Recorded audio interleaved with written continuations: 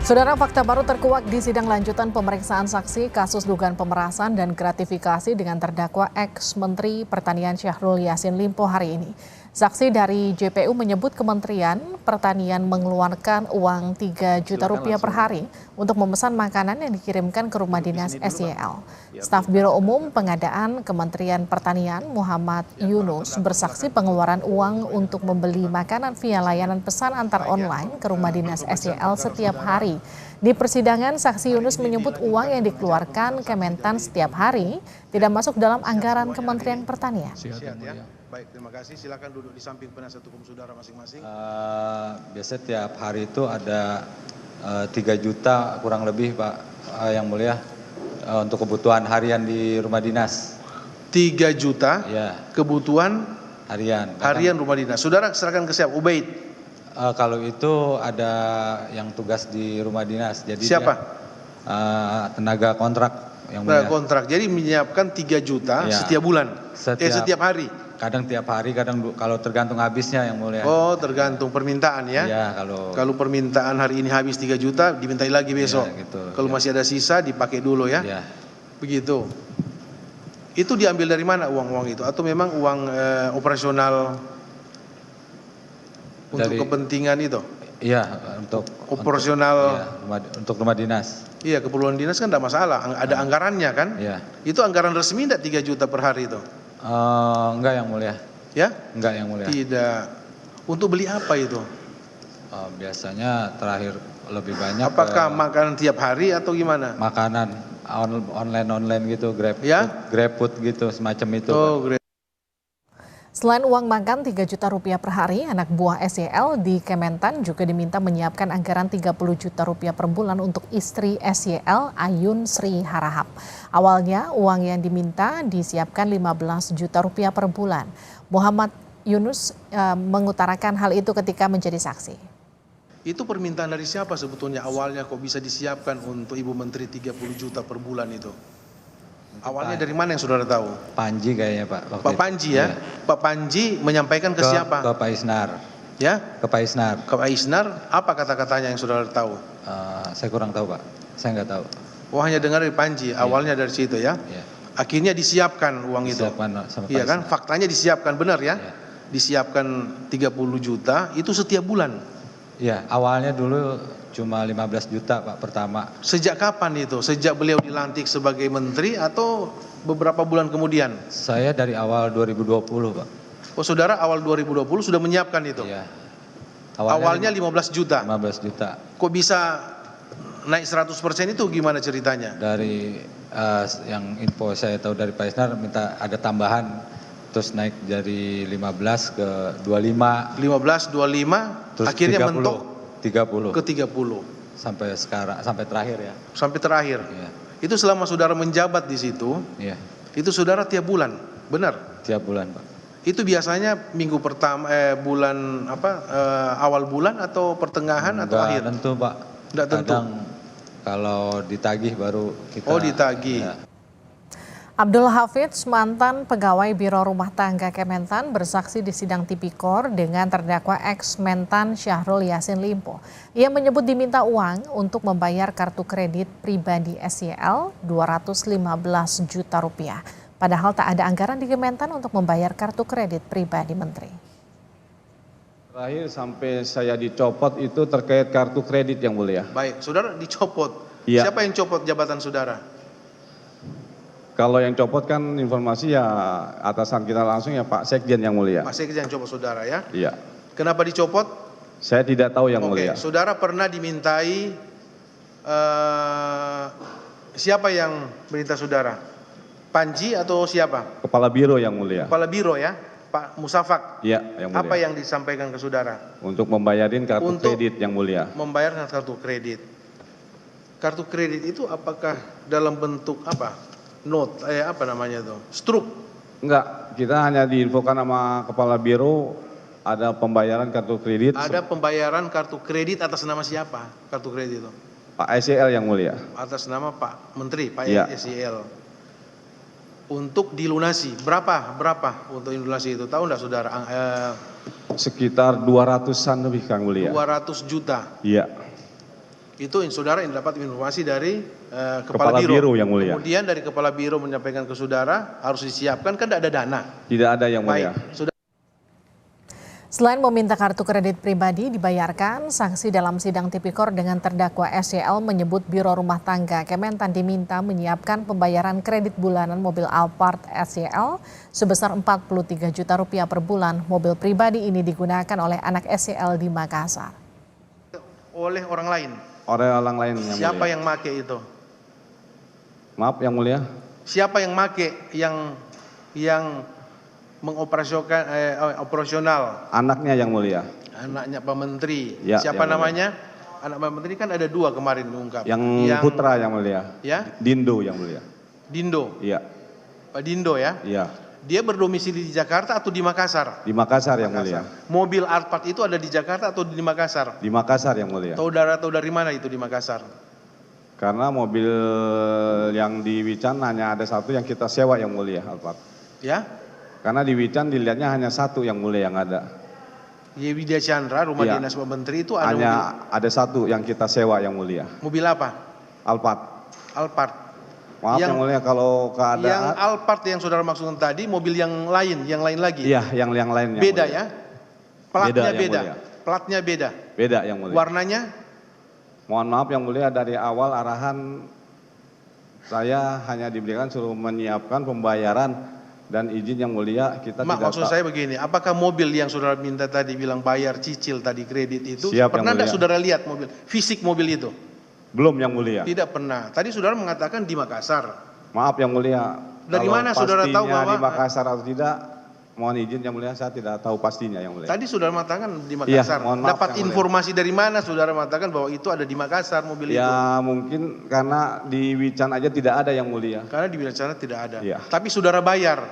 Iya. Sejak bulan apa dimintai itu uang itu? Masih ingat? Maaf, Yang Mulia, lupa, Yang Mulia. Tahun 2020 atau 2021, maaf, Yang Mulia. Oke. Tidak apa. dimintai ke saudara itu Iya. berapa kali? Apakah tiap bulan? Hampir tiap bulan, Yang Mulia. Hampir tiap bulan. Berapa? Selisih berapa? 10 kali, ada 2 kali, 3 kali, 4 kali, 5 kali. Apa sampai setahun? 10 kali ada, Yang Mulia. Maaf, 10 Yang kali ada ya. Tapi saudara tidak tahu sejak tahun berapa atau 2020? Maaf, Yang Mulia, lupa, Yang Mulia. Lupa. Berapa jumlahnya? 43 juta, Yang Mulia. 43 juta. Saudara, kesaksian ASN di Kementerian Pertanian mulai dari pembayaran kartu kredit, cicilan mobil, uang jajan istri hingga uang cucu ulang tahun. Apakah ini akan menguatkan dakwaan pemerasan dan gratifikasi dari terdakwa ex-Mentan SYL dan apa saja pembelaan dari SYL? Kita akan bahas bersama Jamaluddin Kudubun, Ketua Tim Pengacara SYL. Pak Jamal, selamat malam. Selamat malam Mbak Livi, apa kabar? Kabar baik, ada juga pakar hukum pidana TPPO, Pak Hipnu Nugroho. Pak Hipnu, selamat malam. Selamat malam, Mbak.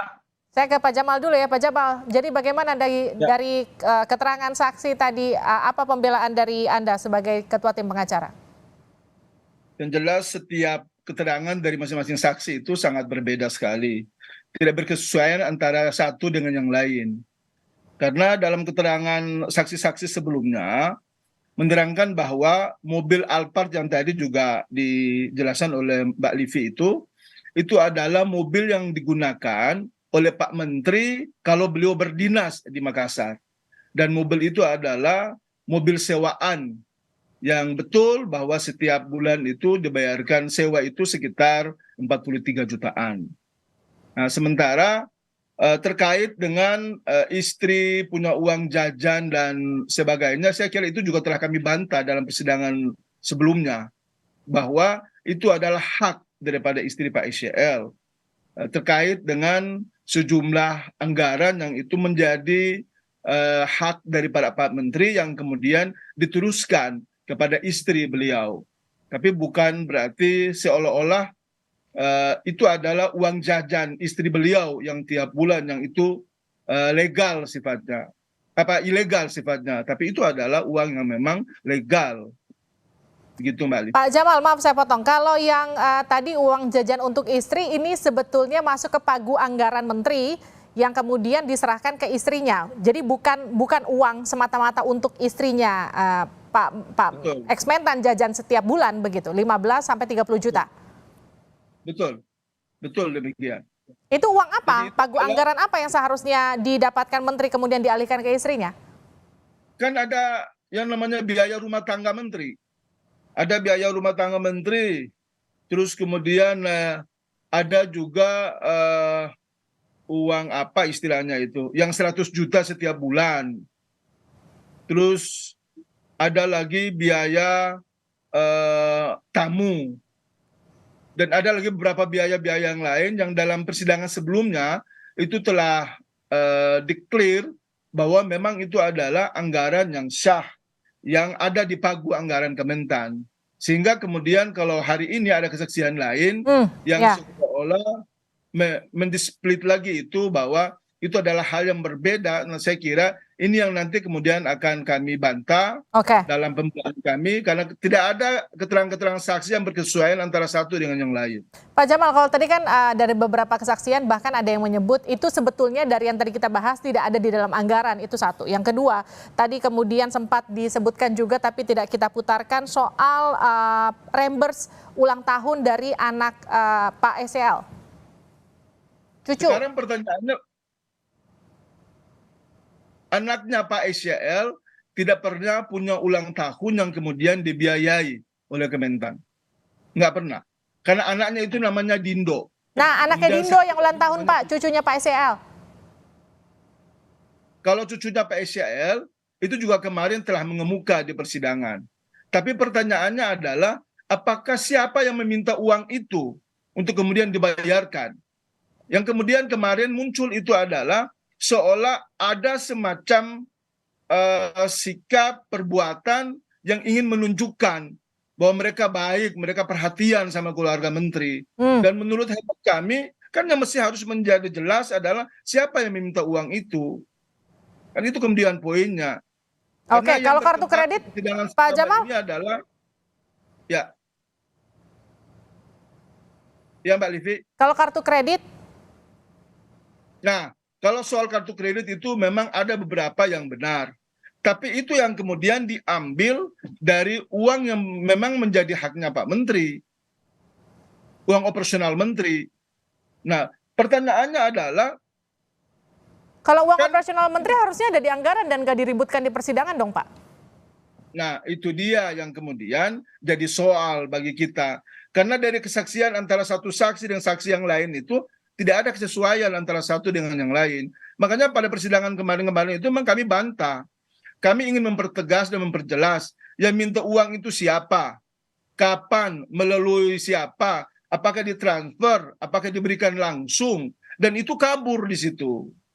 Mereka cuma hanya katanya dari ini, kemudian katanya lagi dari ini. Kami pertegas bahwa apakah itu diminta oleh Pak SCL atau diperintahkan oleh beliau, ataukah diminta oleh anak-anak beliau, atau diminta oleh keluarganya beliau. Nah itu yang kemudian tidak mengemuka. Mbak Liva kan dengar sendiri bahwa tidak ada yang mengemuka di persidangan itu bahwa menyebut siapa yang meminta uang itu.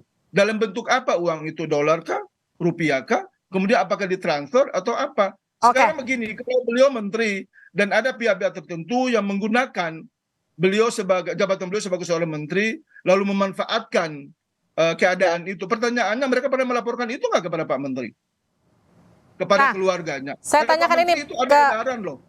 Ke Pak Hipno. Pak Hipno. Pak Menteri itu ada edaran, 2 kali belum mengeluarkan edaran bahwasannya yang namanya terkait dengan permintaan keluarga ataupun siapapun tidak boleh dilayani.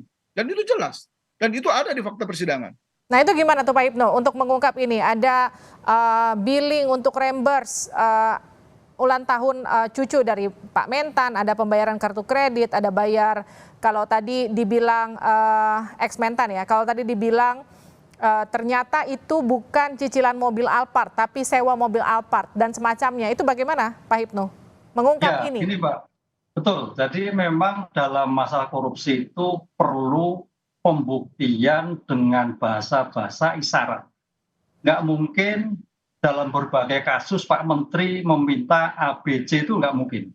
Bahasa-bahasa isyarat itu yang terjadi sehingga diterjemahkan oleh bawahannya. Nah ini yang repot nih, diterjemahkan untuk memenuhi keinginan apa yang dilakukan oleh ex-menteri. Ini contoh dulu kasus yang ada di Mahkamah Konstitusi. Nggak ada bahasa-bahasa itu, tapi bahasa-bahasa isyarat. Contoh kaitannya apel malang, jeruk, dan sebagainya. Lah, disinilah saya kira ini Pak Jamal nanti bisa melihat sebetulnya bahasa isyarat yang terjadi ada apa enggak. Karena ini suatu kejahatan yang luar biasa ya, kejahatan luar biasa melibatkan keluarga. Pertanyaannya betul Pak Jamal, apakah Pak Menteri tega melakukan sampai pada tingkatnya keluarga, cucu, apakah biar miskin? Nah ini yang tidak terjadi. Jadi oleh karena itu memang membongkar masalah ini bisa nggak memuatkan? Karena tampaknya di Kementan ini carut marutnya luar biasa. Kita lihat dakwaannya, eselon 1 mengumpulkan, betul atau tidak walau alam. Kemudian membelikan mobil untuk anaknya. Yang terakhir untuk membayar biduan. Sejauh mana biduan? Ini juga suatu luar biasa. Artinya apa? Uang yang dipakai itu memang diperuntukkan sedemikian rupa untuk kepentingan di dalam Kementerian Pertanian tadi. Nah, disinilah alur cerita nanti. Mozaik yang dilakukan oleh penuntut umum dan mozaik yang ditentukan oleh penasihat hukum harus ketemu. Apakah memang ada permintaan dari menteri ataukah ada pihak lain memanfaatkan? Disitulah hukum akan berbunyi nanti. Tadi kan kalau Pak Jamal sempat mengatakan kalau memang betul ada perpindahan uang, bentuk uangnya pakai apa, kemana, itu kan kemudian juga harus dijelaskan. Itu tadi tidak clear di persidangan. Bagaimana kemudian mengungkap itu? Ya, dalam aliran keuangan sampai sekarang kalau kita lihat putusan-putusan Mbak, pasti ada catatannya. Tadi Kepala Biro Staf pasti ada tanya, kemana saja. Apalagi bukti keuangan itu gampang sekali delisik Mbak. Dengan digital forensiknya, aliran kemana, jam berapa, diterima siapa, oleh siapa, berapa besarnya, nggak ada kesulitan. Nah disinilah saya kira nanti penuntut umum harus menyampaikan. Kalau seandainya kliennya Pak Jamal itu melakukan suatu pembelaan agak sulit, alurnya kan ada. Pada jam berapa, diminta jam berapa. Nggak ada kesulitan Mbak. Dalam digital forensik itu alur keuangan terkait dengan korupsi gitu.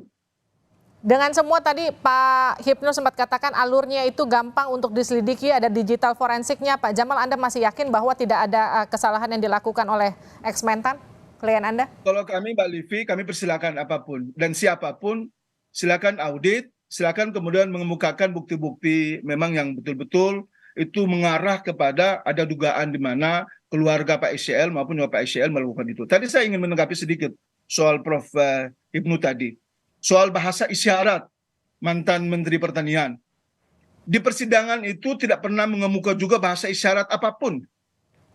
Dan mereka tidak pernah bertemu dengan Pak Menteri, tidak pernah menyampaikan keluh kesah apapun, tidak pernah ada pemeriksaan di Kementan, apakah itu oleh audit internal, oleh BPK, oleh BPKP, bahkan oleh DPR RI sekalipun, terkait dengan persoalan-persoalan yang saat ini sedang kita bahas. Mbak Livi, Anda bayangkan aja, di Kementan itu kan ada sekitar kurang lebih 15 triliun dana APBN-nya ya untuk operasionalnya. 15 triliun itu kan yang dikatakan awal itu kan 20% dibagi setiap bulan kepada Pak Menteri. Bayangkan aja, kalau 20% dari 15 triliun itu berapa? Itu sekitar 2, sekian triliun itu. Nah sekarang kalau 2, sekian triliun itu, apa iya? Uang cuma hanya dikumpul-kumpul 100 juta untuk urusan-urusan kelancaran kerja Pak Menteri aja itu jadi masalah. Bagaimana dengan sekitar 8 triliun yang katanya tiap bulan diperoleh dari setiap eselon 1 yang itu diambil oleh Pak Mentan. Ini kan sebetulnya omong kosong ini, bullshit sebetulnya. Nanti tinggal bagaimana Anda membuktikan itu di persidangan ya Pak Jamal. Nanti kita akan bahas lagi lebih lanjut lagi. Nanti mungkin bersama dengan Pak Hipnu ataupun dengan narasumber lainnya. Nanti perkembangan dari persidangan ini ke depan. Terima kasih Pak Jamal waktunya. Terima kasih Pak Hipnu waktunya. Mohon maaf waktu kita terbatas malam hari ini. Sehat-sehat selalu.